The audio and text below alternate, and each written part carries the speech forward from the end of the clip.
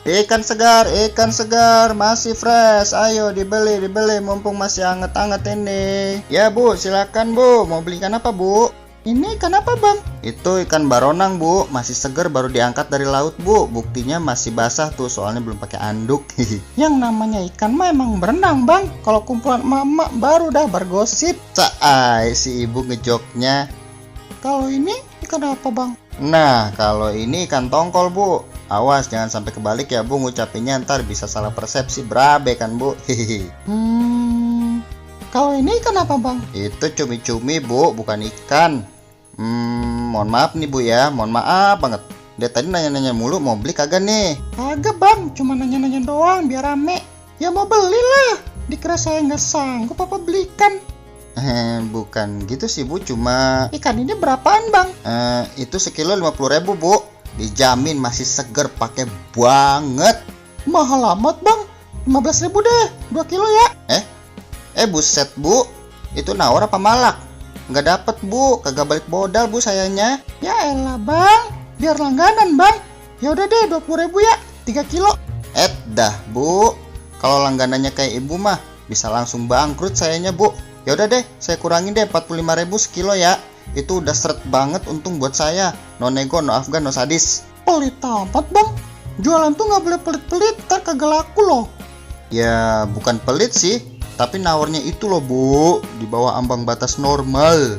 Ya Bangnya juga, jualan masa nggak tawar ke pasar? Belum lagi saya mau beli bawang, cabai, beras, minyak. Kan kalau uangnya habis buat beli ikan doang, terus ntar saya gorengnya pakai apa coba?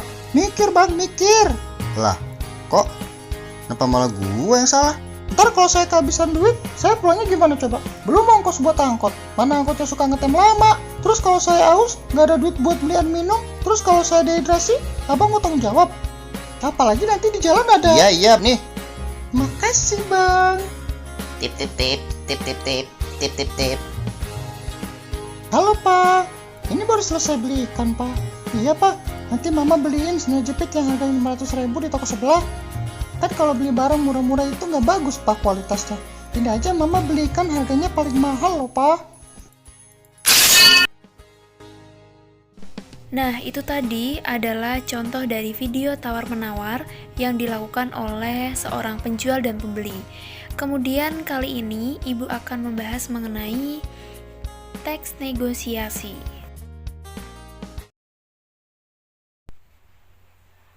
Assalamualaikum warahmatullahi wabarakatuh. Selamat pagi anak-anak semuanya. Selamat pagi Ibu. Selamat bertemu kembali dengan pembelajaran Bahasa Indonesia kali ini. Oke, sebelum kita memulai pelajaran, mari kita berdoa terlebih dahulu agar anak-anak diberikan kelancaran, kemudahan dalam memahami materi yang telah disampaikan oleh Bapak Ibu Guru. Berdoa menurut agama dan kepercayaan masing-masing, dipersilahkan.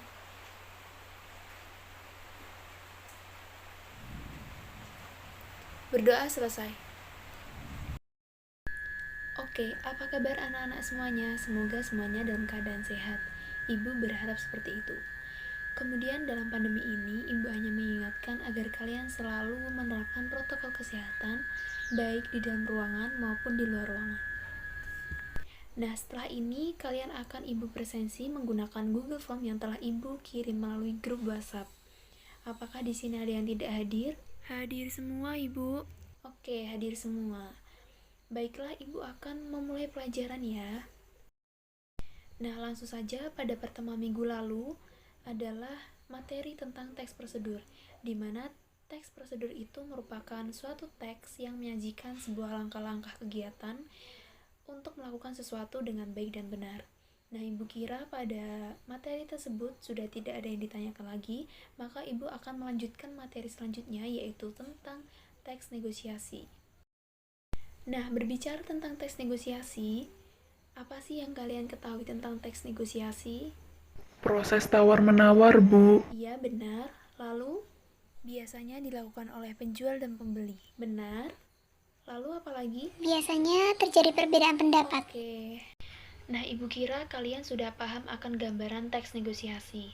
Namun pada kali ini Ibu akan menjelaskan apa saja yang menjadi ciri teks negosiasi, kemudian bagaimana menyampaikan pengajuan dan penawaran, kemudian apa saja yang menjadi faktor penentu keberhasilan dalam teks negosiasi.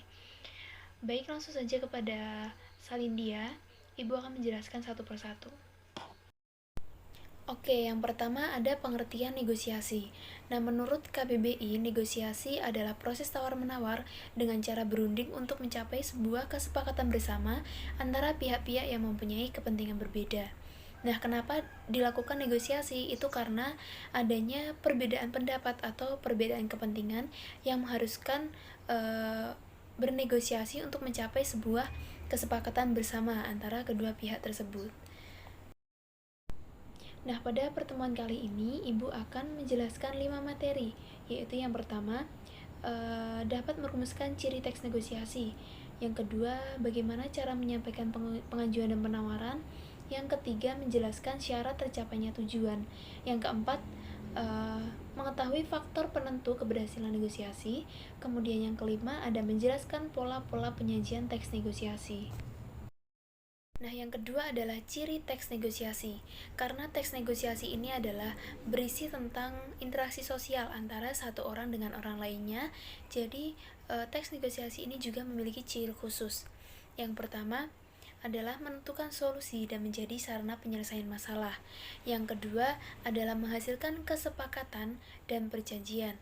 Yang ketiga adalah menghasilkan penyelesaian yang saling menguntungkan kedua belah pihak. Yang keempat, memprioritaskan kepentingan bersama. Yang kelima, memiliki tujuan praktis. Nah, maksud dari tujuan praktis kali ini adalah sebagai media penghasil kesepakatan yang dapat diterima oleh pihak-pihak yang berkepentingan. Nah, yang selanjutnya itu ada cara menyampaikan pengajuan dan penawaran. Nah, agar tercapai suatu kesepakatan antara kedua belah pihak, itu dibutuhkan cara menyampaikan pengajuan dan penawaran dengan baik, agar proses negosiasi itu berjalan dengan lancar. Nah, cara yang pertama adalah mulailah dengan argumen yang terkuat dengan didukung oleh sebuah fakta. Kemudian gunakan bahasa yang singkat, padat, dan jelas, jangan menggunakan bahasa yang terbelit-belit. Yang kedua, gunakan bahasa yang sopan dan santun, tidak menyinggung pihak lain.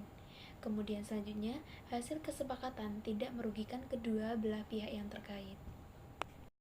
Oke, jadi di sini Ibu telah memberikan kalian contoh, yaitu contohnya pembeli. Wah, kok mahal sekali di internet, saya lihat harganya hanya 50.000.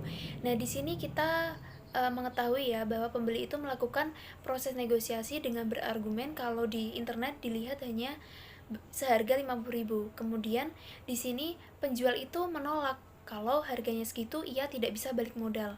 Nah, selanjutnya akhirnya pembeli itu sepakat kalau harganya dibanderol oleh seorang penjual tadi. Jadi di sini tidak ada paksaan sama sekali. Oke, selanjutnya adalah menjelaskan syarat tercapainya persetujuan dan kesepakatan. Dalam teks negosiasi, kedua belah pihak yang bersangkutan itu memiliki hak yang sama dalam menentukan kesepakatan. Hasil akhir atau penyelesaian negosiasi itu memerlukan adanya sebuah persetujuan antara kedua belah pihak, sehingga proses untuk menerima dan memberi dalam hal ini itu sangat berlaku untuk mencapai suatu kesepakatan bersama. Nah, syarat tercapainya persetujuan itu antara lain, yang pertama itu perlu adanya sebuah kesepakatan. Yang kedua, melakukan persetujuan harus didasari dengan tidak adanya tekanan atau paksaan.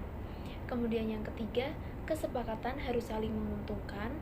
Yang keempat, sifat persetujuan harus praktis dan dapat diterapkan dalam melakukan sebuah perjanjian. Nah, negosiasi itu juga mempunyai faktor bagaimana sebuah negosiasi itu berhasil. Nah, kali ini ada faktor penentu keberhasilan negosiasi. Yang pertama, perlu adanya kesepakatan antara kedua belah pihak. Yang kedua, tidak adanya pihak yang dirugikan. Yang ketiga, kesepakatan yang dicapai harus praktis dan dapat dilakukan. Yang keempat, harus didasari dengan alasan yang kuat dan mampu mempengaruhi pihak lain.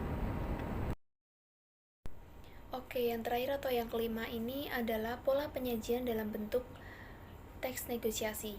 Nah, setiap teks negosiasi ini memiliki pola penyajian dan penyampaian. Nah, berikut ini adalah pola penyajian yang terdapat di dalam teks negosiasi. Itu ada 3, yaitu pola penyajian teks negosiasi berbentuk cerita pendek. Pola penyajian teks negosiasi yang berbentuk cerita pendek ini merupakan pola penyajian teks negosiasi dalam bentuk cerita pendek yang di dalamnya terdapat proses penawaran. Kemudian yang kedua ada pola penyajian berbentuk dialog.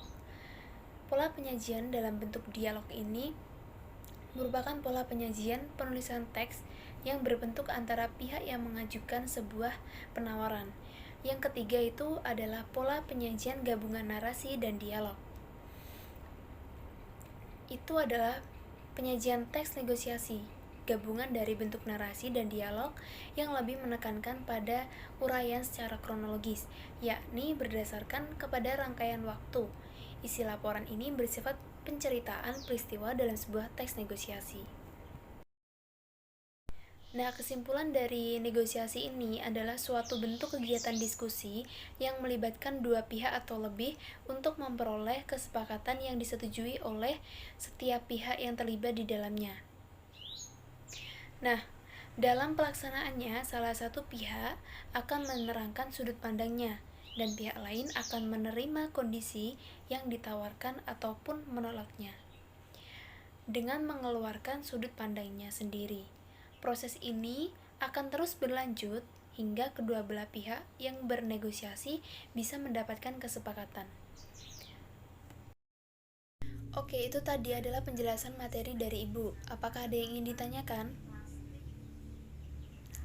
Oke, kalau tidak, kali ini Ibu akan memberikan kalian tugas, yaitu yang pertama, buatlah satu kelompok yang beranggotakan 2 orang anak, kemudian nanti kalian membuat video tentang seorang penjual dan pembeli yang sedang melakukan negosiasi.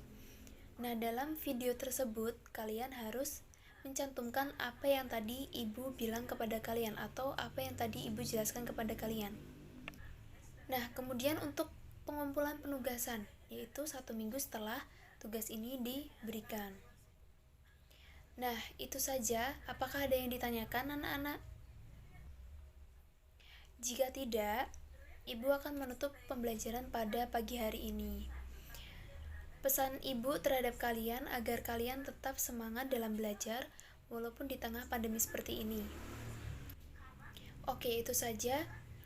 Ibu akhiri. Wassalamualaikum warahmatullahi wabarakatuh. Tetap semangat dan jumpa lagi di minggu depan.